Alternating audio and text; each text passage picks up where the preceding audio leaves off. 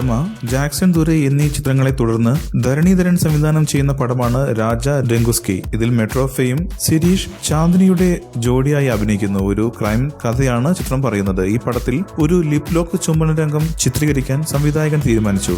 ആദ്യമേ തന്നെ ഇക്കാര്യം നടിയായ ചാന്ദിനിയോട് സംസാരിച്ചു. ചാന്ദിനിയുടെ മൗനം കണ്ടപ്പോൾ ഒരു തവണ പതുക്കെ നായകൻ സിരീഷ് ചുംബിക്കുമെന്ന് പറഞ്ഞിരുന്നു. സമ്മതവും ആരാഞ്ഞു. ചോദിക്കാതെ കയറി ചുംബിക്കാൻ പറഞ്ഞാൽ നടി സിനിമ വേണ്ടെന്ന് പറഞ്ഞു പോയാലോ, പോലീസിൽ പരാതി കൊടുത്തെങ്കിലോ? സാറ് വിഷമിക്കേണ്ട, 1-2 തവണ ചുംബിച്ചെന്ന് വിചാരിച്ച് ആകാശം ഇടിഞ്ഞൊന്നും വീഴില്ല എന്ന് ചാന്ദിനി പറഞ്ഞതായാണ് റിപ്പോർട്ടുകൾ.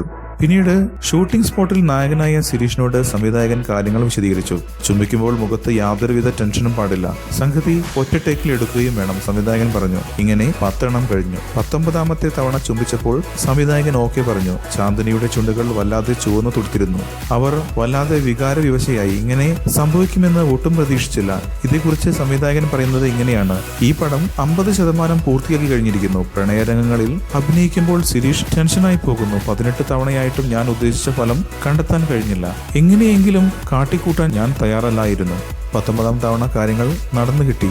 ചാന്ദിനി വല്ലാതെ അപ്സെറ്റായി പോയിരുന്നു. പക്ഷേ ആ രംഗത്തിന്റെ അനിവാര്യതയെക്കുറിച്ച് സ്വയം മനസ്സിലാക്കിയ ചാന്ദിനിയെ സംവിധായകൻ അഭിനന്ദനങ്ങൾ കൊണ്ട് മൂടിയിരിക്കുകയാണ്. എന്തായാലും ഈ ലിപ് ലോക്ക് കാരണം ചിത്രത്തിന് വലിയൊരു പബ്ലിസിറ്റിയാണ് കിട്ടിയിരിക്കുന്നത്.